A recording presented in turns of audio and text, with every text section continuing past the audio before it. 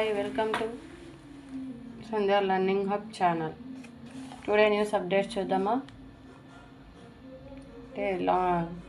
Smart ration కార్డుల పంపిణీ అంతా రెడీ. ఆగస్టు 15న సంగారెడ్డిలో సీఎం చేతుల మీదుగా ప్రారంభం. ఇంటింట త్రివర్ణ పతాకం ప్రతి మనస్సులో 30 నెలల జెండా. ప్రధాని సవరంగా స్వాతంత్ర వేడుకలు జరుపుకోండి. ఈ నెల 16న హ్యూమ్ రోడ్లు శ్రీకారం. 16,000 కోట్లతో గ్రామీణ రహదారుల విస్తరణ. ప్రతిష్టాత్మకంగా ఖేలో ఇండియా. డిసెంబర్ నిర్వహణకు సీఎం రేవంత్ రెడ్డి ఆదేశం. శరవేగంగా యంగ్ ఇండియా స్కూళ్లు. ఎక్స్ వేదికగా సీఎం రేవంత్ రెడ్డి. 100 కోట్ల ప్లాస్టిక్ నోట్లకు కేంద్రం ఓకే. 10 రూపాయలు 20 రూపాయల నోట్లకు ఆమోదం. పసిడి తగ్గేదేలే. 157,200కి భారత్ పర్యాటకులకు యూఏఈ ఉచితంగా వీసా. జనన మరణ రిజిస్ట్రేషన్ల బిల్లుకు రాష్ట్రపతి ఆమోదం. క్యాన్సర్ను నోటిఫైబుల్గా వ్యాధిగా ప్రకటించండి. 19 రాష్ట్రాలకు సుప్రీంకోర్టు ఆదేశం. ఇంటింట జాతీయ జెండా ఎగరాలి. అరుణాచల్ భారత్లో అంతర్భాగం. చైనాకు కేంద్రం కౌంటర్. వాస్తవాలు మారవని వెల్లడి. అరుణాచల్లోని ప్రాంతాలకు భారత్ పేర్లపై చైనా అభ్యంతరం. విద్యాశాఖకు డిజిటల్ వెలుగు పాలపిట్ట. మన తెలంగాణ రాష్ట్ర విద్యా విభాగంలోని పాఠశాల విద్య అప్డేట్స్ కోసం పాలపిట్ట ఇండియన్ రోలర్ అనే డిజిటల్ మస్కట్ను అందుబాటులోకి తెచ్చింది.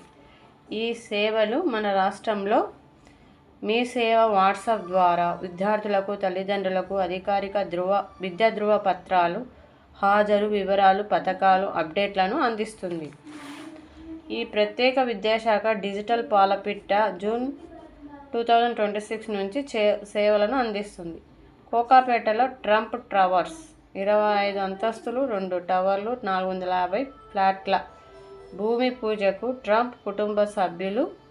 గోల్డెన్ మైల్ రోడ్లో ఏర్పాటుకు సన్నాహాలు. జాబిల్లిపై స్థావరం ఏర్పాటు చేద్దాం రండి. మూన్ బేస్ మిషన్లో పాల్గొనాలని ఇస్రోకి నాసా ఆహ్వానం. సిరియా మాజీ అధ్యక్షుడు అసద్కు మరణశిక్ష. 6వ అతిపెద్ద ఆర్థిక వ్యవస్థగా భారత్. అంతర్జాతీయ ద్రవ్య నిధి IMF 2026 ఏప్రిల్లో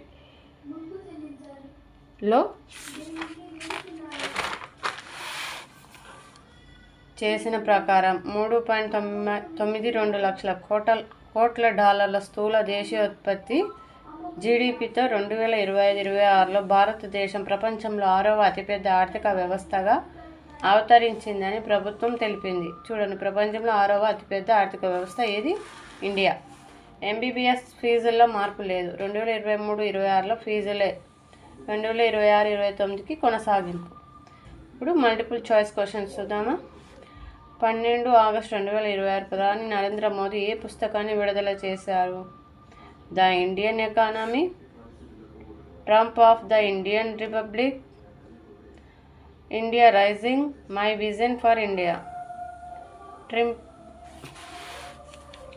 12 ఆగస్టు 2026న తెలంగాణలో అత్యధిక వర్షపాతం నమోదైన మండలం ఏది? భద్రాచలం, పెంచికల్పేటు, భూపాలపల్లి, ములుగు.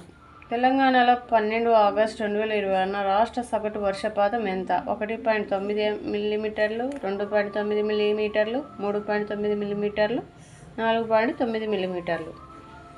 తెలంగాణలో పారిశ్రామిక పెట్టుబడులు సులభతరం చేయడానికి ఉపయోగపడుతున్న వ్యవస్థ ఏది? తయారీ రంగం, టెక్స్టైల్ రంగం, ఫార్మాస్యూటికల్స్ రంగం, పైవన్నీ. నెక్స్ట్, తెలంగాణలో పారిశ్రామిక పెట్టుబడులను సులభతరం చేయడానికి ఉపయోగపడుతున్న వ్యవస్థ ఏది? PS, iPASS, GST, UPI, PM గట్టి శక్తి. ఈ క్వశ్చన్స్కి మీరు ఆన్సర్స్ 99% చెప్పలేరు.